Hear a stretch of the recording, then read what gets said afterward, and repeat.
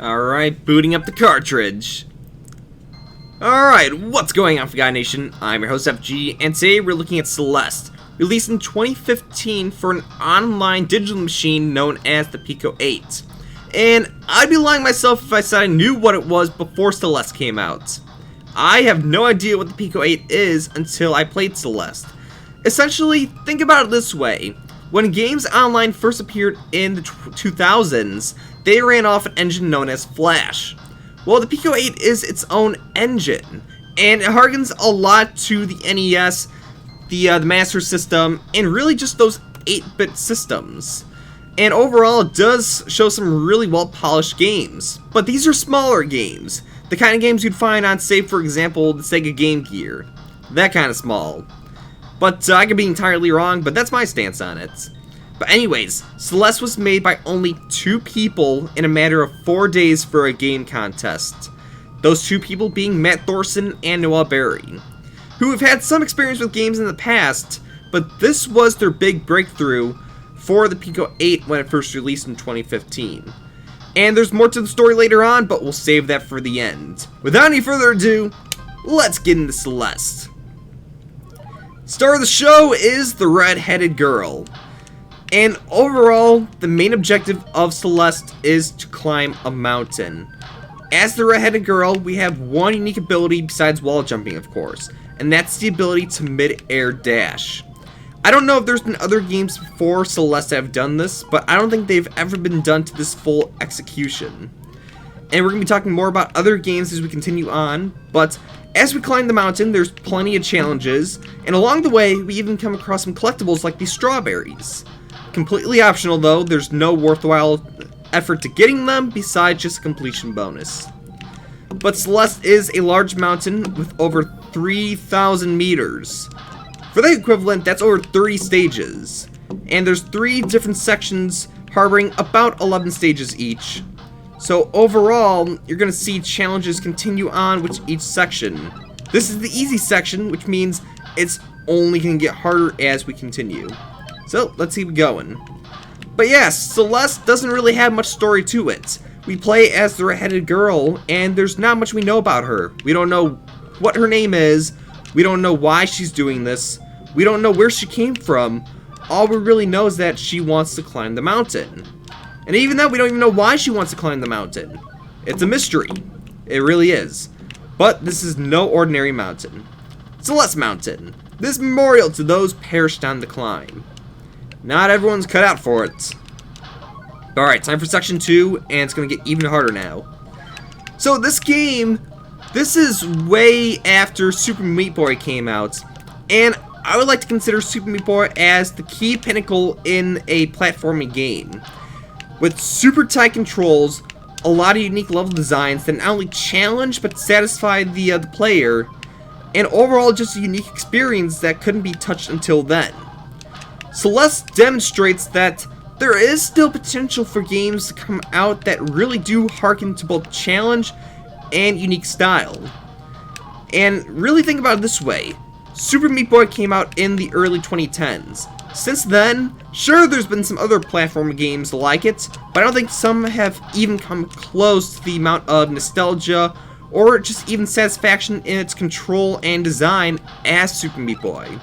But that's where Celeste comes in. Not only does this feel like it was heavily inspired by Super Meat Boy, it feels like it was made by the creators of Super Meat Boy. That's how well it performs. The overall polish of this game, and remember, this was only made in 4 days, feels like it was made to be a full-blown game. It just feels that good. It really does. And that's the key pinnacle that this game has to offer, the controls. But anyways, as the red-headed girl continues up the mountain, she comes across a unique ability. A power bestowed by the mountain that unleashes her inner potential and allows her to reach great heights. Her hair turns green! That's not all though. Now we're able to double dash in the air.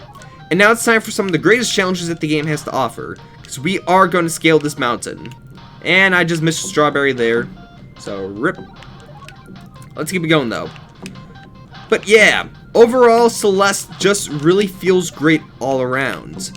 It's got a unique style to itself that really invokes like this chibi style in both the character and the environments, even if what we see the entire time is the color red and essentially blue, because yeah, the mountain's blue. But overall, there just really does seem to be this great amount of polish to the game that really makes itself apart. Really.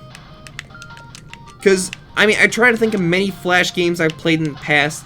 I don't think there's been any like Celeste that have this amount of detail and quality. And I can see why this caught a lot of attention when it came out in 2015.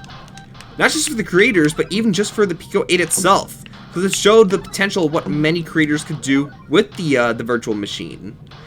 And although I haven't taken a look as of today of what games have come out, I'm sure there's probably a gem or two besides Celeste now, ever since this game first came out. And who knows, maybe we'll check it out in the future. I think it is definitely worth checking out what some of these people have to create. Because remember, the PICO-8 is made by real people, which means anyone could go in there and make a game. It can be made by you, and it can be played by me. That's the power of gaming. And I'm glad that there is some options for making games like the PICO-8 out there for creators that really want to see what it's like to make a video game. And who knows, maybe it just might have as much polish as Celeste. It could be the next big thing. But let's keep it going. We're almost near the top. There's only 2 more areas left. Alright, here we go, last area. But no, Celeste definitely is a challenge just like Super Meat Boy. You're not going to get it your first try, you're going to have plenty of deaths, but when you finally reach the summit, it can be one of the most satisfying things that you'll ever experience in a video game. But that's Celeste. We had 17 strawberries, it took 5 minutes and 18 seconds with only 5 deaths. I know that's not all the strawberries, especially since I missed that the flying one back there. But I would say this is a record. Definitely a record in my accounts. Because, I mean, in the past I had a lot more deaths than this. But remember, practice makes perfect.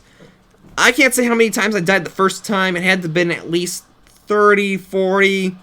But, yeah. You'd be surprised how many times I tried recording this video to get it just right. But anyways, this is not where the story ends for Matt Thorson or Noelle Berry. Or even for Celeste for that matter. Following the success of this little prototype, they decide to form a team and make a full-blown remake of Celeste for modern-day consoles. And 2018, that dream finally came true. Celeste for PlayStation 4, Xbox One, Nintendo Switch, and PC. This game garnered a lot of attention when it first came out. As a matter of fact, it even got perfect scores from many different review outlets such as IGN. And it was even a contender for Game of the Year at the Game Awards. One indie game of the bunch going against the big leagues like God of War, Spider-Man, Assassin's Creed, and Red Dead Redemption 2. This game was robbed of the soundtrack, by the way. I honestly think this should have had Soundtrack of the Year, not Red Dead Redemption 2. Let's be real. But yeah, I mean, that on its own is a big deal that this game was a nomination as a Game of the Year. And even the reception of the game itself. But anyways, Celeste of 2018 is essentially a full-blown remake in both the physics and the overall style of the original Celeste.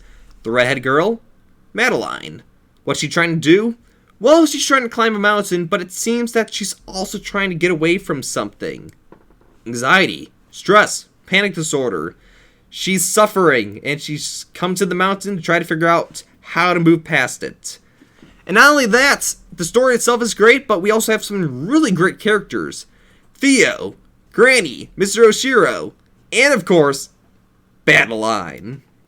But this is Celeste, and it's with great introduction that we're going to be covering the game on the channel now that the physical release from Limited Run has finally came out. And although I have been spoiled with Celeste in the past, remember this game's been out for almost 2 years now, I do hope that through this playthrough, I will be able to share a little more with the game itself, my thoughts overall, and hopefully just seek out the challenge that is climbing the mountain. But in that in mind, that's going to do it for this video of the original Celeste. So stay tuned for part 1 of the Celeste playthrough, and I do hope it is something that you guys will enjoy. With that in mind, If you like this video, be sure to leave a like and comment below. And as always, I'll see you in the next video. It's kind of funny though that the inner potential actually turns her hair green. I'm wondering how that works. Like, oh, I reached deep inside myself. Oh my gosh, my hair's green. No joke though, looking forward to Celeste.